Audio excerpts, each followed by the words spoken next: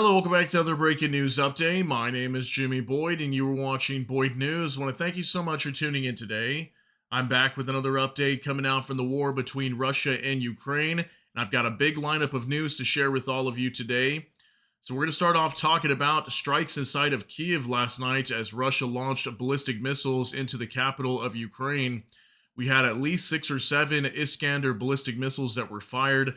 Lots of damage to report inside of Ukraine. We had residential buildings being damaged, businesses, all kinds of civilian infrastructure hit inside of Kyiv last night. Also, unfortunately, one civilian losing their life. So sad to have to report that. We're going to talk about these strikes that happened inside of Kyiv last night to start out today's video.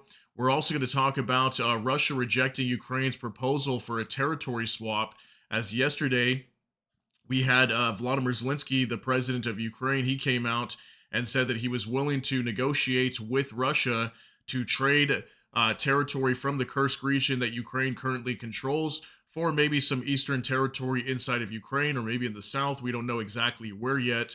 Looks like the Kremlin is coming out completely and saying, you know what, we are not going to do that at all. They will not. They will not allow Ukraine to take back any territory diplomatically, apparently. So that's some very big news. I'm curious to see how that's going to unfold. Then we also have some other reports to go over today, as there's multiple big meetings being held. We have the Ramstein meeting in Germany that's taking place today. I've got major statements coming out from there from top officials from the West.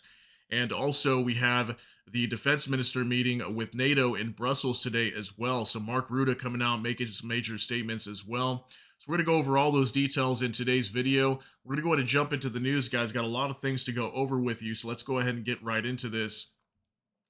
We'll jump on over here to Volodymyr Zelenskyy, the president of Ukraine. Last night, Russia attacked Ukraine with ballistic missiles and drones. Apartment buildings, office spaces, and civilian infrastructure were damaged.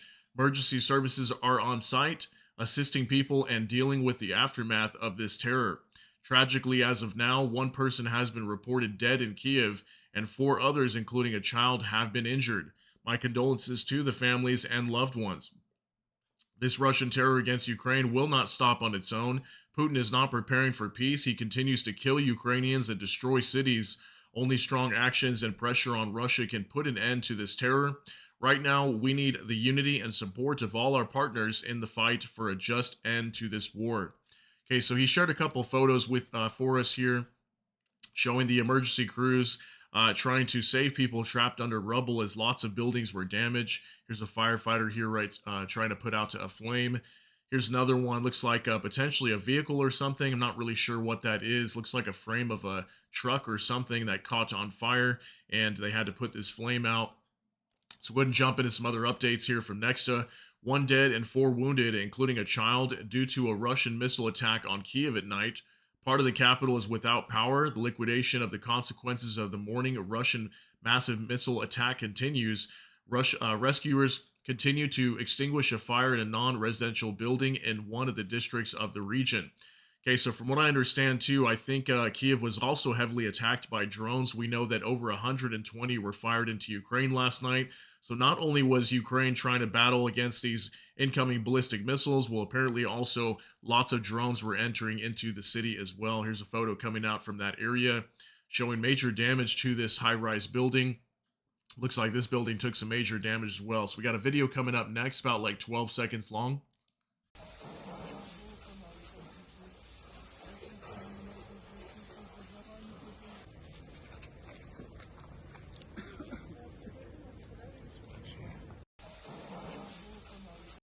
All right, so we can see heavy damage here inside of Kyiv, more buildings being destroyed here. And looks like, unfortunately, someone may have lost their life right here, too. Looks like that could potentially be a body bag there on the floor. So that could be the person that lost their life in this attack last night. So we've got more pictures coming out here, more heavy damage to these buildings nearby in this district of Kyiv. Looks like we had a major fire that broke out here as well due to these strikes, okay? So let's go ahead and jump into some other updates. This one from Lulia Mendel. Oh my gosh. So many explosions in Kyiv. Russian missiles are reportedly attacking the capital of Ukraine. Okay, we've got a 10-second clip. You're not really going to see much, but somebody was trying to record the sounds of explosions from these incoming missiles. So take a look at this.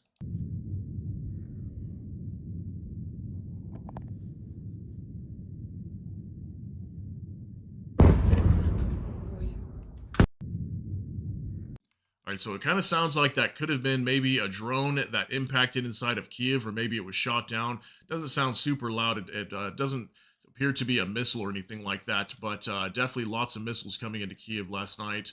Also, from next video of a missile hitting a building in Kyiv has emerged. We shall remind you that on the morning of February 12th, Russia attacked Ukraine with missiles and drones, and there were casualties. This night, air defense forces shot down 6 of 7 ballistic missiles and 71 out of 123 drones, with another 40 locationally lost. Okay, so I will warn you just real quick before we jump into this video, it is very loud, so just get your ears ready. I tried to not turn it up too loud for you guys, but you're going to see a major strike right here on one of these buildings as one of these Iskander ballistic missiles were incoming to Kyiv. Take a look at this.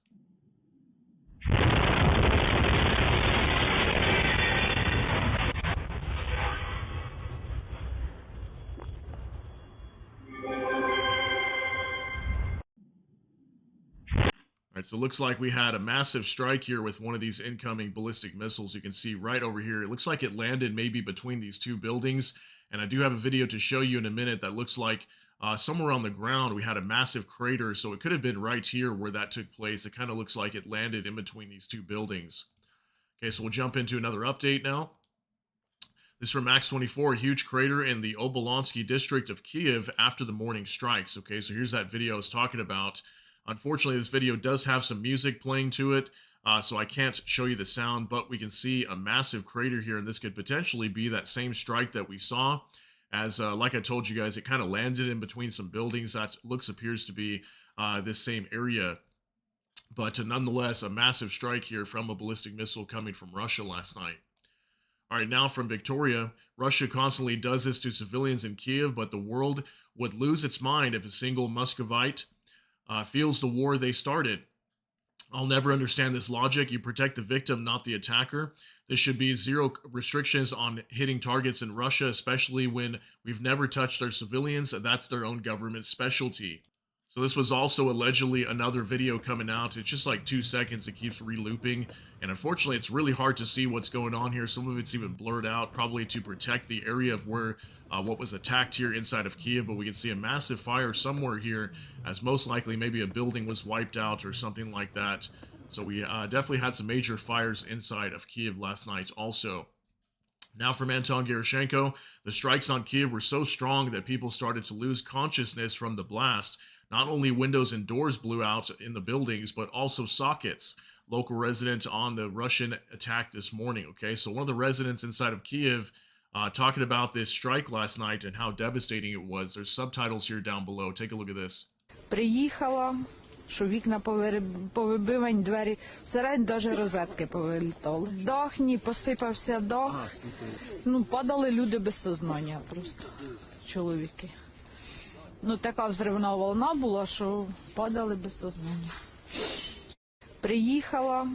All right, so pretty scary statement coming out from this woman inside of Kyiv, explaining how dangerous this attack was last night. We had walls being blown out, roofs crumbling, we had sockets being blown out, windows being destroyed, people losing consciousness due to the blast wave. So I can't imagine, because these ballistic missiles are very powerful coming from Russia. Okay, so now we're going to briefly talk about this proposal for territory swap, okay, and Russia rejecting this. So this is from Next Up Breaking. Russia rejects Ukraine's proposal for territory swap. The Kremlin stated that Russia will never discuss exchanging occupied Ukrainian territories for parts of the Kursk region held by Kyiv. Ukrainian President Volodymyr Zelenskyy proposed such a swap, including areas of Kursk seized by Ukraine in August of 2023. However, Kremlin spokesman Dmitry Peskov called this impossible, emphasizing that Russia will never bargain over its territory. Russia controls about 20% of Ukraine, while Ukraine holds about 450 square kilometers of the Kursk region. So it makes me wonder if maybe Ukraine controlled a lot more of the Kursk region. Let's say they controlled the entirety of it, or let's say even 80%. I wonder if Russia would be willing to bargain, but it looks like because maybe Ukraine is controlling such a small portion of the Kursk region, maybe it's not enough to really bargain for territory on the east. But I mean, we know that a large percentage of the reason why Russia is invading Ukraine is to take over Ukrainian land. So Just imagine how that may backfire also with the citizens inside of Russia if they were to say, hey, all of a sudden we're going to give up some territory back to Ukraine, when obviously that was a major reason why they went into Ukraine was to take over a lot of their territory, potentially even take over Ukraine as a whole. So I don't know. I'm curious to see what's going to happen now. What is Ukraine going to do in terms of utilizing the Kursk region territory that they control? How are they going to use that to their benefit in negotiations if they're not going to use it to get territory back inside of maybe eastern Ukraine, southern Ukraine, maybe Crimea? So we'll wait for more information on that. But looks like the Kremlin did come out and reject that offer today. Now, from next breaking, Ukraine, Russian Federation. War has reached critical stage, says the U.S. Defense Secretary. Pete Hegseth, chief of the Pentagon, is speaking in Germany right now. A few statements. The USA does not consider Ukraine's membership in NATO as part of the peace plan. Okay, so it looks like they're not going to be getting into NATO anytime soon. Chasing this illusionary goal will only prolong the war and cause more suffering, he said. Ukraine's return to the pre-2014 borders is impossible, Pentagon chief says. Okay, so major statements coming out from the defense secretary from the U.S. today. I think some of these are probably pretty obvious to most people. Ukraine most likely not going to be able to take back Crimea anytime soon. And then in terms of NATO, we've been hearing this for months now. That's most likely Ukraine is not going to get into NATO anytime soon, or maybe not at all. So what is Ukraine going to do about that? How are they going to resolve this on their end? Because they want to get into NATO. And if NATO's not going to let them in, then they've got to have some sort of protection for themselves, a blanket of protection. And probably the only option for them is going to be heavy weaponry and a strong military. And that is something they're focusing on right now. Now, from the Ukrainian Review, today the renewed Ramstein meeting begins under the chairmanship of the UK.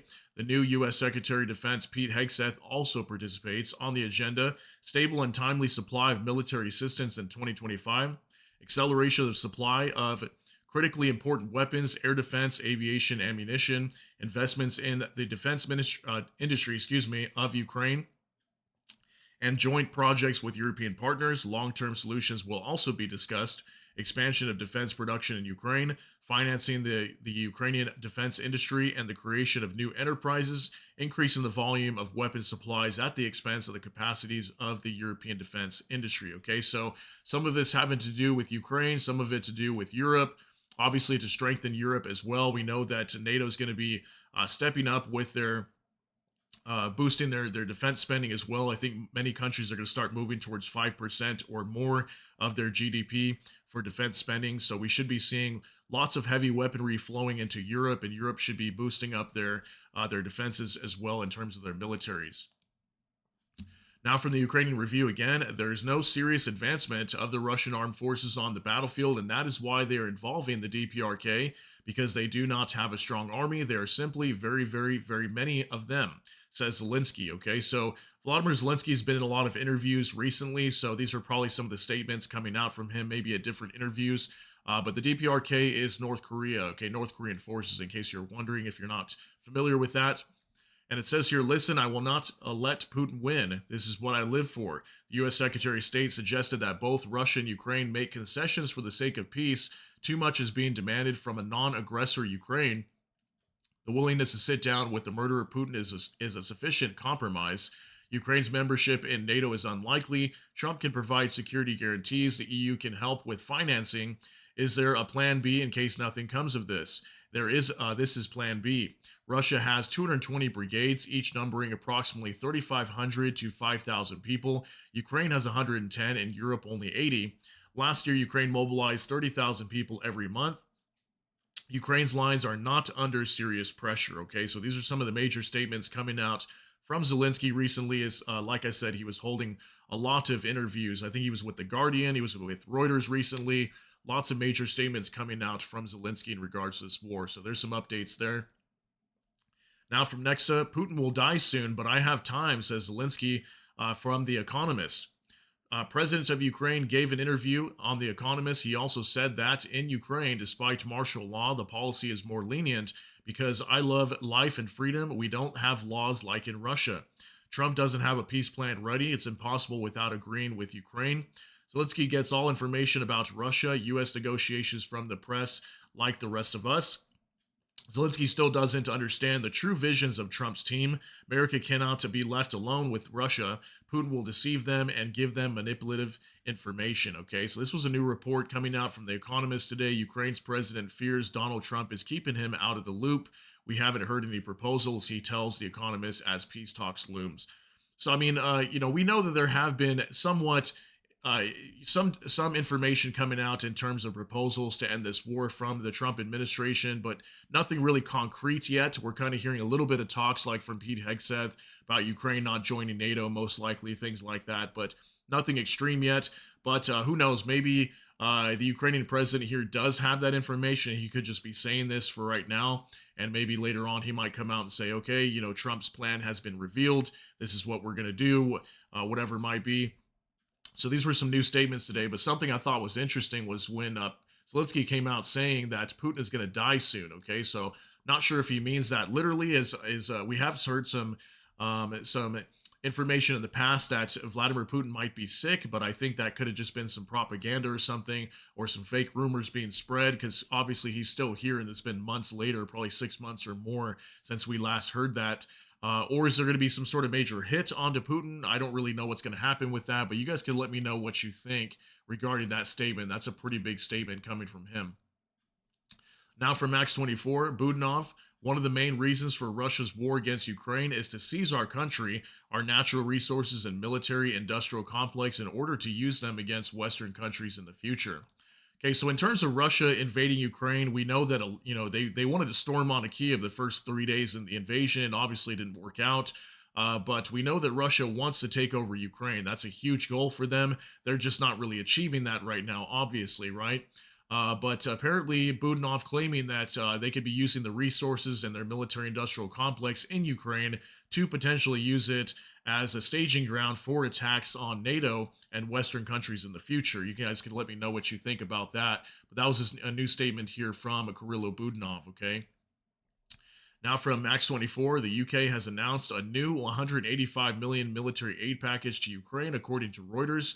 The package includes UAVs, tanks, and air defense systems. Okay, this was announced actually today at the Ramstein meeting. So 185 million military aid package for Ukraine being announced. Okay, not a big package, but looks like they will get some military equipment.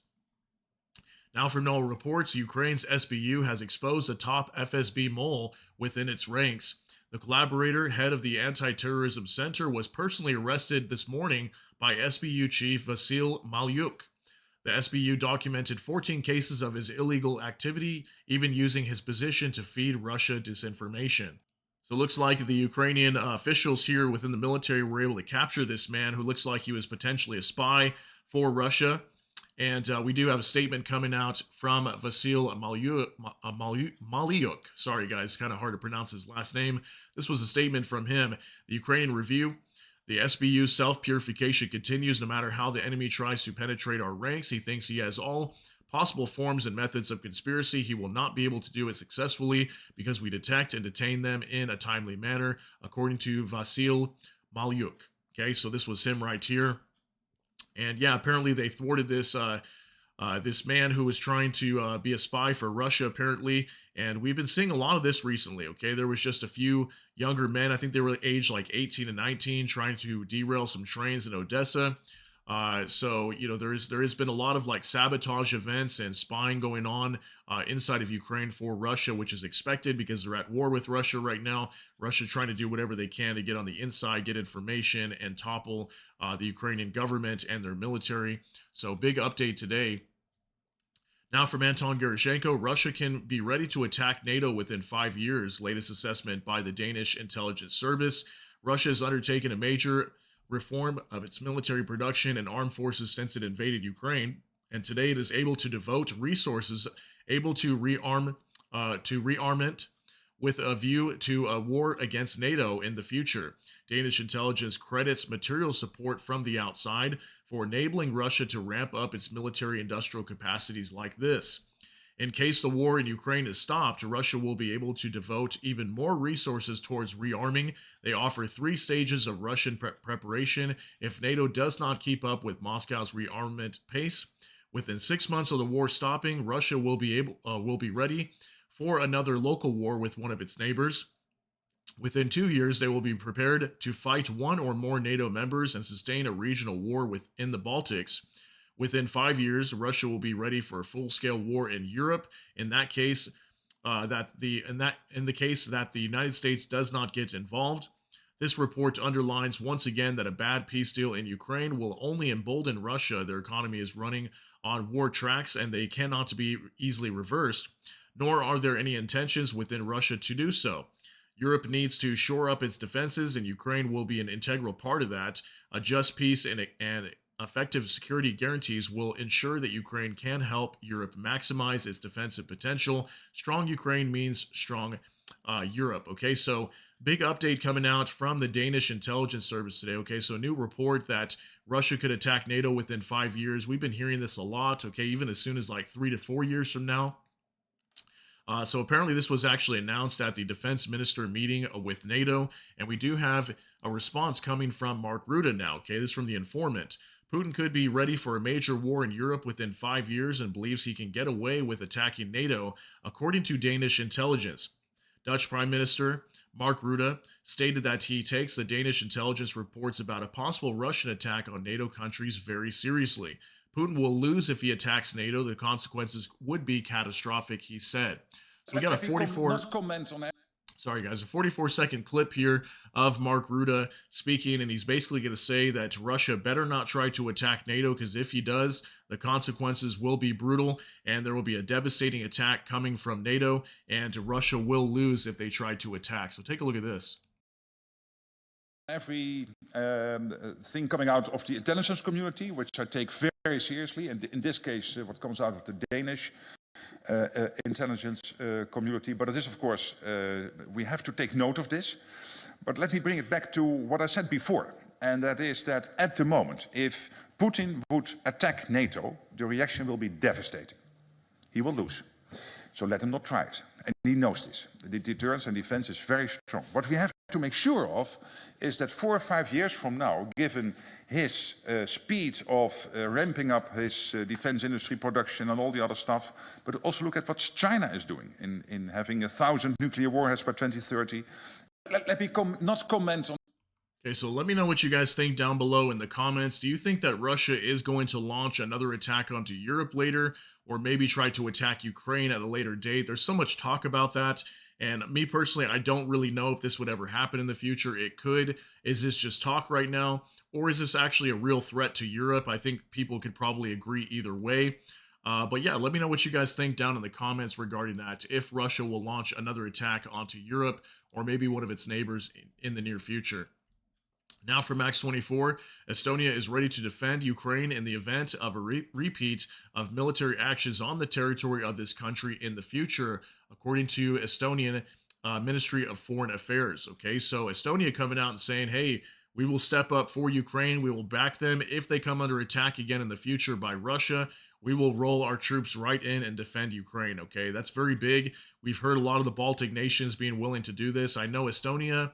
I'm not sure about Latvia, but for sure Lithuania has already come out in the past as well, maybe like 6 months ago, and they said they would jump into Ukraine with their military force and back them if their front lines were to break. Thankfully, that has not been the case, because that would be a really bad scenario if that were to happen. But it looks like some nations now start to step up and let Ukraine know that they do have their back, okay?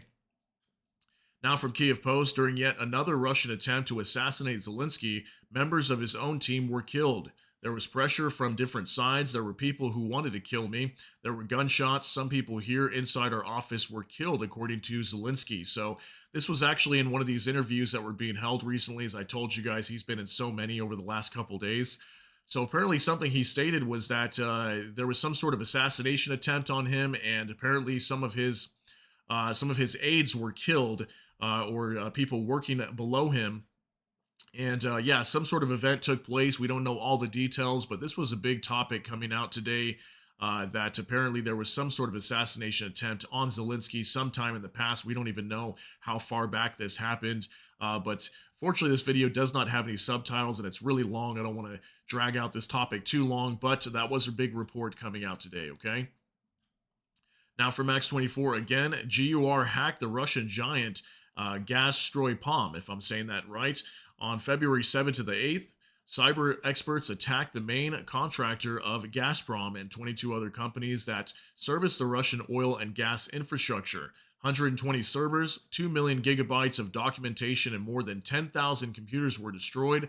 All systems were stopped, and the losses could reach hundreds of millions of dollars. Okay, so on top of Ukraine already smashing oil refineries and whatnot, looks like they're even launching major cyber attacks on main contractors of Gazprom. Okay, and looks like potentially we could have millions of dollars in losses as Ukraine launched this cyber attack recently, just about 3 to 4 days ago. Okay, now from Nexta.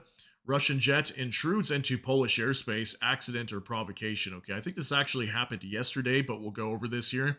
A Russian Sukhoi Su-24MR military jet entered Polish airspace over the Donsk, I don't know if it's Donsk Bay. For 1 minute and 12 seconds, the jet flew 6.5 kilometers or 4 miles into Poland before altering its course. Poland claims that the intrusion was due to a navigation system failure, as confirmed by Russia. The Polish army stated that the flight route was changed after intervention by a Russian navigator. The aircraft was flying from Russia's Kaliningrad enclave. Poland's defense systems detected the jet immediately. The incident follows a pattern of Russian aerial provocations in the Baltic region. Polish Interior Minister Tomasz Siemoniak, if I'm saying that right, sorry if I'm butchering that, to emphasize the importance of rapid detection and response. NATO allies have accused Russia of hybrid warfare, including airspace violations.